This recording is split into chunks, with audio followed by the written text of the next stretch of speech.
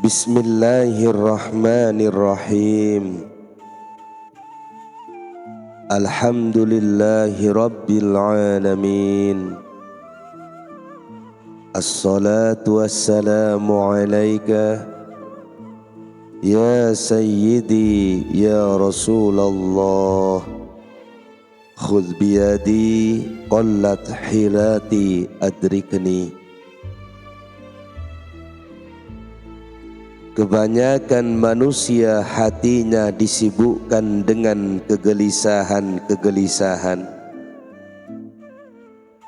Adanya kegelisahan di dalam hati dapat mengotori mata batin. Karenanya, untuk melepaskan kegelisahan dalam hati, tiada lain yang dapat ditempuh kecuali belajar sabar. Sabar adalah mengekang nafsu terhadap sesuatu yang menggelisahkan atau kelezatan yang meninggalkan dirinya. Ini termasuk sifat terpuji. Sabarlah engkau ya Muhammad. Tiada kesabaranmu itu kecuali dengan pertolongan Allah Subhanahu wa ta'ala. Quran Surat An-Nahl ayat 127. Dari Aisyah radhiyallahu anha bahwa Rasulullah sallallahu alaihi wasallam pernah bersabda, "Inna sabra inda sadmatil ula." Sabar yang sempurna adalah pada pukulan saat pertama menghadapi cobaan. Hadis riwayat Bukhari dan Muslim. Dari Anas bin Malik dikatakan bahwa Rasulullah sallallahu alaihi wasallam bersabda, sabar yang sempurna adalah pada pukulan saat menghadapi cobaan yang pertama. Anas bin Malik membagi sabar menjadi dua bagian, yaitu sabar yang berkaitan dengan ikhtiar hamba dan sabar yang tidak berkaitan dengan ikhtiar. Sabar yang berkaitan dengan ikhtiar terbagi menjadi dua, yaitu sabar terhadap apa yang diperintah oleh Allah dan sabar terhadap meninggalkan larangannya. Sedangkan sabar yang tidak berkaitan dengan ikhtiar ialah sabar terhadap penderitaan yang terkait dengan hukum karena mendapatkan kesulitan. Al-Junaid berkata bahwa perjalanan dari dunia menuju akhirat adalah mudah dan menyenangkan bagi orang yang beriman. Putusnya hubungan makhluk di sisi Allah Subhanahu wa ta'ala adalah berat. Perjalanan dari diri sendiri atau jiwa menuju Allah Subhanahu wa ta'ala adalah sangat berat, dan sabar kepada Allah Subhanahu wa ta'ala tentu lebih berat. Sabar adalah menelan kepahitan tanpa bermuka masam. Menurut Ali bin Abi Thalib, sabar merupakan bagian dari iman, sebagaimana tempat kepala merupakan bagian dari tubuh. Kata Abul Qasim bahwa yang dimaksud firman Allah, Sabarlah engkau ya Muhammad adalah pondasi ibadah. Sedangkan yang dimaksudkan firman Allah, tiada kesabaran kecuali dengan pertolongan Allah, adalah penghambaan bersifat ibadah. Barang siapa yang naik dari satu derajat untuk Allah menuju satu derajat yang lain karena pertolongannya, maka dia pindah dari derajat kaidah menuju derajat ubudiyah.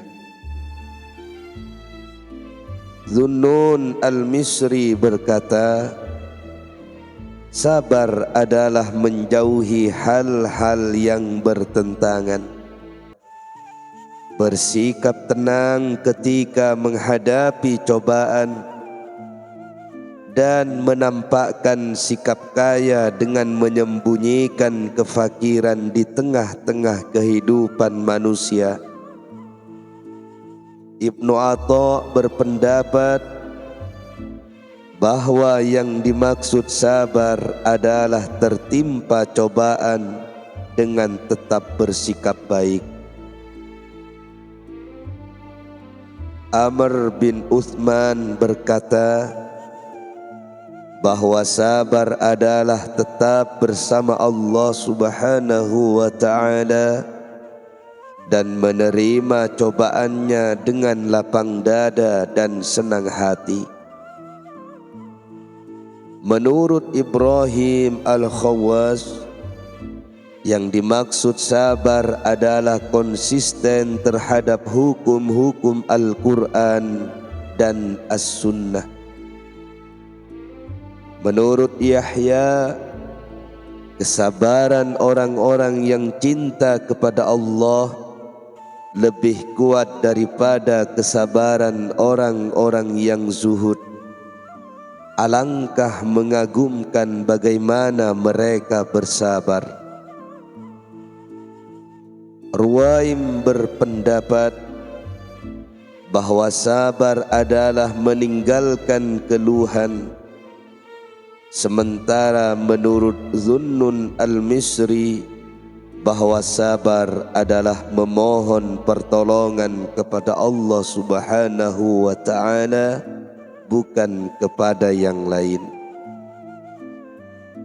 Abdullah bin Khafif membagi sabar menjadi 3 bagian, yaitu orang yang menerima sabar, orang yang sabar, dan orang yang sangat sabar. Menurut Ali bin Abu Thalib, sabar itu ibarat binatang kendaraan yang tidak pernah jatuh tersungkur. Menurut Ali bin Abu Thalib, sabar itu ibarat binatang kendaraan yang tidak pernah jatuh tersungkur. Abu Muhammad Ahmad Al-Jariri berpendapat bahwa sabar adalah tidak memisahkan antara kenikmatan dan ujian dengan pemikiran yang tenang. Sedangkan yang dimaksud penerimaan sabar adalah tenang di saat menghadapi cobaan dengan mendapatkan beratnya ujian. Abu Ali Ad-Daqaq berkata, orang-orang sabar telah beruntung disebabkan susahnya orang-orang yang tahu, karena mereka telah mendapatkan perlindungan dari Allah Subhanahu wa ta'ala. Shibli adalah seorang ulama besar, dikenal sebagai ulama sufi. Suatu ketika ia dicegat oleh beberapa orang di jalan Marathani. Sekelompok orang tersebut sebenarnya adalah pengagum Shibli. "Siapakah kalian?" tanya Shibli. "Kami adalah para kekasihmu yang sedang berziarah untuk bisa berjumpa denganmu," jawab mereka. Shibli kemudian meraih batu dan melemparkan kepada mereka. Sekelompok orang itu berlarian meninggalkannya. "Wahai orang-orang pembohong, jika kalian kekasihku, maka tentu engkau akan sabar menerima cobaan dariku," ujar Shibli. Perbuatan Shibli itu untuk memastikan apakah mereka benar-benar mencintai dirinya, apakah mereka benar-benar menjadi kekasihnya. Seandainya ketika dilempar mereka tetap bertahan dan bahkan sabar tertimpa batu, berarti mereka layak menjadi kekasihnya. Begitu pula jika seseorang mengatakan dirinya mencintai Allah, maka seharusnya sabar dalam menghadapi cobaannya.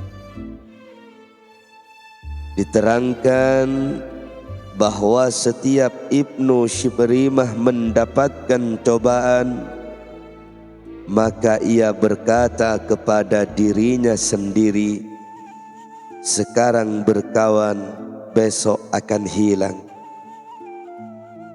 Dalam hadis disebutkan bahwa orang-orang miskin yang sangat sabar adalah tamu-tamu Allah di hari kiamat. Oleh karena itu, sesungguhnya melatih diri dan jiwa untuk bersabar akan mengantarkan seseorang mencapai makom tertinggi, yaitu makom ma'rifat. Jika ma'rifat telah diraihnya, maka mata batin menjadi tajam dalam memandang segala yang gaib.